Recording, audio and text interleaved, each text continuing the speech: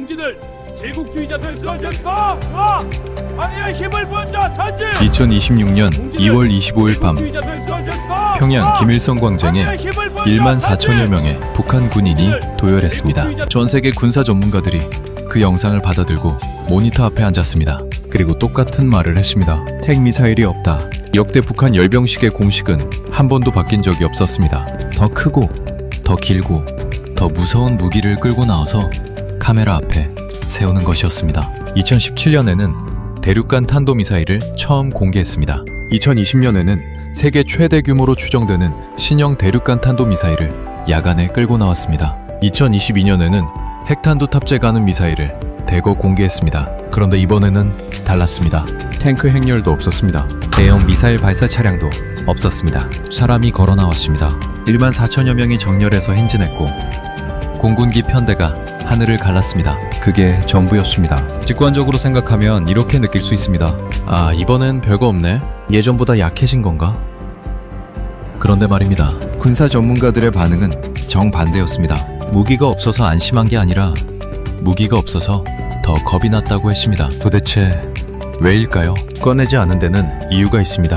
그리고 그 이유가 지금 한반도가 냉전 이후 가장 위험한 순간에 와 있다는 증거일 수 있습니다. 지금부터 그 숨겨진 진실을 하나씩 꺼내보겠습니다. 이 이야기는 평양에서 끝나지 않습니다. 반드시 여러분의 자산과 연금과 노후에 닿아 있는 이야기입니다. 끝까지 집중해 주십시오. 2026년 2월 25일 밤 평양 김일성 광장의 조명이 켜졌습니다. 노동당 9번째 대회 5년 만에 열린 최고 권력 집회의 폐막을 기념하는 열병식이었습니다. 전 세계 언론이 카메라를 들이댔습니다. 늘 그래왔듯이 이번에도 새로운 무기가 나올 것이라고 예상했습니다. 그런데 카메라에 잡힌 것은 무기가 아니었습니다. 사람이었습니다. 1만 4천여 명의 북한 군인이 정렬해서 걸어 나왔습니다. 보병부대가 행진했습니다. 공군기 편대가 하늘을 갈랐습니다. 각 군 의장대가 광장을 지났습니다. 그뿐이었습니다. 대륙간 탄도미사일 발사 차량은 등장하지 않았습니다. 핵탄두 모형도 없었습니다. 신형 전차 행렬도 없었습니다. 세계 군사 전문가들의 분석이 쏟아졌습니다. 공통된 결론이 하나였습니다. 이번 열병식이 역대 어느 열병식보다 더 위험한 신호다. 무기가 없어서 약해진 것이 아니라 무기를 꺼낼 필요가 없어진 것이라는 해석이었습니다. 무기는 이미 현장에 있습니다. 광장이 아니라 전방에 있습니다. 이 차이를 이해하는 순간 이번 열병식이 전혀 다르게 보이기 시작합니다. 그런데 진짜 문제는 따로 있습니다. 이 열병식에는 지금까지 어떤 북한 열병식에서도 볼 수 없었던 특별한 집단이 대열에 섰습니다. 이 집단의 존재가 앞으로 한반도에서 무슨 일이 벌어질지를 가장 정확하게 예고하고 있습니다. 먼저 배경부터 말씀드리겠습니다.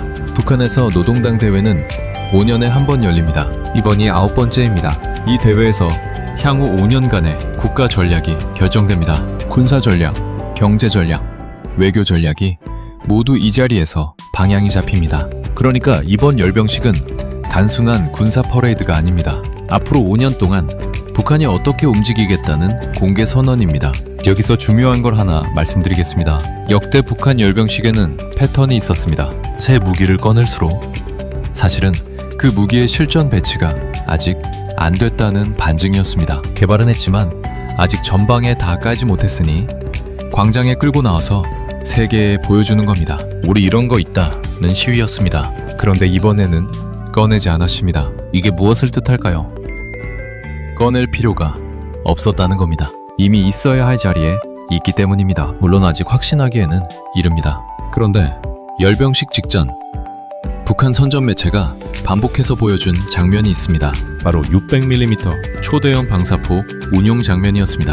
전방에 이미 배치됐다는 사실상의 선언이었습니다. 여기에 아주 큰 비밀이 숨어 있습니다. 자, 이제 이번 열병식의 구성을 좀 더 들여다보겠습니다. 1만 4천여 명의 병력, 공군기 편대 비행, 각 군 의장대, 이게 전부입니다. 전략무기 전시가 빠졌습니다. 이 구성이 무엇을 뜻하는지 생각해 보셨습니까? 무기를 보여주지 않았다는 건 보여줄 무기를 광장에 가져올 필요가 없었다는 뜻입니다. 그리고 사람을 내세웠다는 건 이 무기들을 운용할 사람이 이만큼 있다는 뜻입니다. 전략무기는 이미 배치가 끝났고 지금 보여주는 건 그것을 쓸 사람이라는 겁니다. 군사 전문가들이 이 구성에서 읽어낸 메시지가 바로 그것이었습니다. 북한 선전 매체는 열병식 직전까지 600mm 초대형 방사포 운용 장면에 반복해서 내보냈습니다. 이 방사포는 수도권을 사정권에 두는 무기입니다. 광장에 끌고 나오지 않았습니다. 이미 전방에 있기 때문입니다. 전시가 필요 없었던 겁니다. 그리고 공군기 편대 비행은 또 다른 메시지를 담고 있습니다. 항공 전력은 즉각 동원 가능하다는 뜻입니다. 창고에 보관된 전력이 아니라 지금 이 순간에도 날 수 있는 전력입니다. 그런데 이게 끝이 아닙니다. 이번 열병식 대열에는 지금까지 어떤 열병식에서도 볼 수 없었던 특별한 집단이 포함됐습니다. 그 특별한 집단이 바로 러시아 파견 부대입니다. 우크라이나 전쟁이 지속되는 동안 북한은 러시아의 병력을 파견했습니다. 포병 운용 지원, 공병 작전 등 실전 임무를 맡았습니다. 이들이 이번 열병식 대열에 섰습니다. 해외 작전 부대가 귀환해서 광장을 행진한 겁니다. 여러분, 이게 왜 중요한지 아시겠습니까? 훈련만 받은 군인과 실전을 경험한 군인은 근본적으로 다릅니다. 실제 전장에서 포격을 받아봤고 반격을 해봤고 작전을 완료해봤습니다. 그 경험이 몸에 새겨진 부대가 이제 북한에 돌아와 있습니다. 눈치채셨습니까? 이 부대가 다음에 어디에 배치될지는 아직 공개되지 않았습니다. 하지만 북한이 이들을 열병식 대열에 세운 이유는 분명합니다. 우리에게는 실전을 경험한 부대가 있다는 선언입니다. 여기서 더 중요한 게 있습니다. 600mm 초대형 방사포는 이미 전방에 실전 배치됐다고 북한 스스로 밝혔습니다. 전시할 필요가 없었던 겁니다. 실전 경험 부대가 돌아왔습니다. 전방에 방사포가 깔렸습니다. 이 두 가지가 동시에 완성됐습니다. 그런데 진짜 문제는 따로 있습니다. 그날 밤 김정은이 연설을 했습니다. 두 문장이 핵심이었습니다. 우리 무력은 어떤 정세에도 완전히 대응할 준비가 돼 있다. 우리의 주권과 안전이익을 침해하는 어느 세력의 군사적 적대 행위에도 끔찍한 보복을 가할 것이다. 이 두 문장을 함께 놓고 보면 단순한 위협 발언이 아닙니다. 구조가 있습니다. 첫 번째 문장은 준비 완료 선언입니다. 지금 이 순간 전 군이 즉각 동원 가능한 상태라는 선언입니다. 두 번째 문장은 발동 조건 선언입니다. 주권과 안전이익을 침해하면 즉각 보복하겠다는 것입니다. 이 두 문장이 합쳐지면 의미가 달라집니다. 준비가 됐고 조건이 충족되면 쓴다는 겁니다. 러시아 전장에서 돌아온 부대가 열병식에 섰습니다. 이 부대의 다음 목적지를 생각해 보셨습니까? 해상 수중 전력의 핵무장 목표도 이 자리에서 공언됐습니다. 수중에서 핵을 쏠 수 있는 능력을 갖추겠다는 선언입니다. 잠수함 발사 탄도미사일에 핵을 탑재하겠다는 뜻입니다. 지상, 공중, 해상, 수중 네 방향에서 동시에 전력을 집중하겠다는 신호입니다. 그런데 진짜 문제는 이 선언이 빈말이 아니라는 겁니다. 지금 한반도 주변에서 벌어지고 있는 일들과 맞물려 있기 때문입니다. 더 충격적인 건 지금부터입니다. 지금 한반도 주변에서 무슨 일이 벌어지고 있는지 말씀드리겠습니다. 미국은 한국에 대한 확장 억제를 지속적으로 강화하고 있습니다. 전략 폭격기가 한반도 상공을 비행했습니다. 항공모함이 한반도 인근 해역에 전개됐습니다. 한미연합훈련의 규모와 빈도가 늘었습니다. 북한은 이 모든 것을 군사적 적대 행위로 규정하고 있습니다. 그리고 김정은은 연설에서 분명히 말했습니다. 군사적 적대 행위에는 끔찍한 보복을 가하겠다고요. 이게 바로 냉전 이후 가장 위험한 맞불 구조의 시작입니다. 한쪽이 전략 자산을 전개하면 다른 쪽이 전방 전력을 집중 배치합니다. 한쪽이 연합훈련을 하면 다른 쪽이 방사포를 발사합니다. 이 구조가 반복될수록 어느 한쪽이 실수로 방아쇠를 당길 가능성이 높아집니다.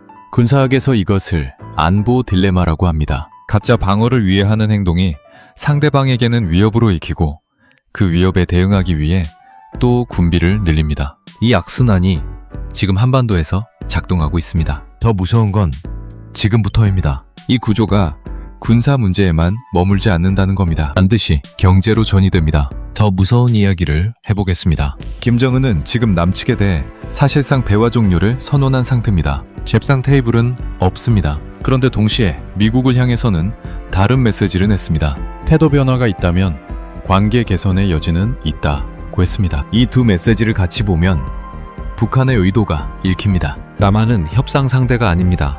남한은 미국을 압박하기 위한 카드입니다. 남한의 긴장을 높이면 미국이 움직입니다. 미국이 움직이면 북한이 원하는 협상을 끌어낼 수 있습니다.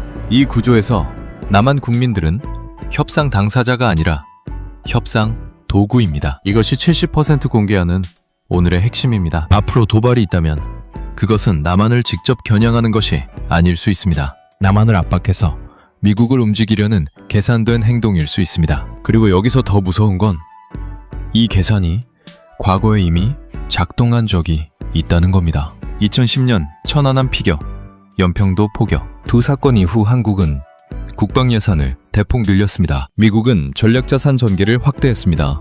북한은 그 과정에서 미국과의 직접 대화 채널을 열었습니다. 패턴이 있습니다. 이제 가장 중요한 이야기입니다. 지금까지 말씀드린 내용을 하나로 연결해 보겠습니다. 핵미사일을 꺼내지 않았습니다. 왜냐하면 꺼낼 필요가 없었기 때문입니다. 이미 배치가 끝났습니다.